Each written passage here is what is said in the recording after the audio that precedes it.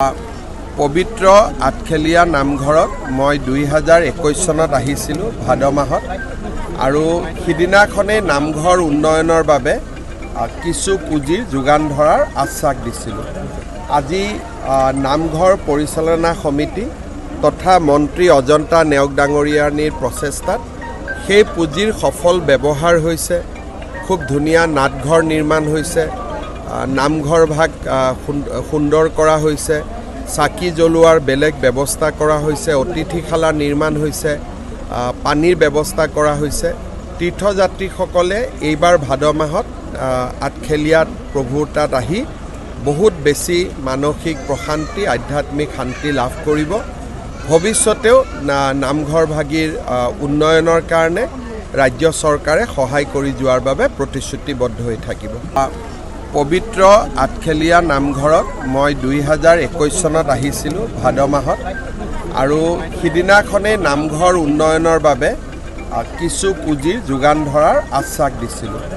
আজি নামঘৰ পৰিচালনা সমিতি তথা মন্ত্ৰী অজন্তা নেওগ ডাঙৰীয়ানীৰ প্ৰচেষ্টাত সেই পুঁজিৰ সফল ব্যৱহাৰ হৈছে। খুব ধুনীয়া নাটঘৰ নিৰ্মাণ হৈছে, নামঘৰ ভাগ সুন্দৰ কৰা হৈছে, চাকি জ্বলোৱাৰ বেলেগ ব্যৱস্থা কৰা হৈছে, অতিথিশালা নিৰ্মাণ হৈছে, পানীৰ ব্যৱস্থা কৰা হৈছে।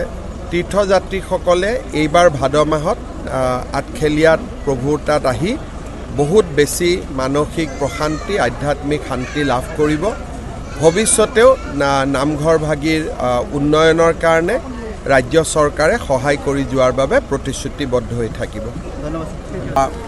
পবিত্ৰ আঠখেলীয়া নামঘৰত মই 2021 চনত আহিছিলোঁ ভাদ মাহত আৰু সিদিনাখনেই নামঘৰ উন্নয়নৰ বাবে কিছু পুঁজিৰ যোগান ধৰাৰ আশ্বাস দিছিলোঁ। আজি নামঘৰ পৰিচালনা সমিতি তথা মন্ত্ৰী অজন্তা নেওগ ডাঙৰীয়ানীৰ প্ৰচেষ্টাত সেই পুঁজিৰ সফল ব্যৱহাৰ হৈছে।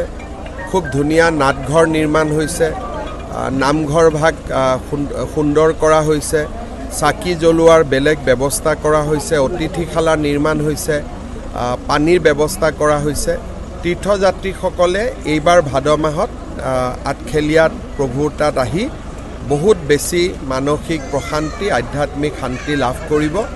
ভৱিষ্যতেও নামঘৰ ভাগিৰ উন্নয়নৰ কাৰণে ৰাজ্য চৰকাৰে সহায় কৰি যোৱাৰ বাবে প্ৰতিশ্ৰুতিবদ্ধ হৈ থাকিব। ধন্যবাদ।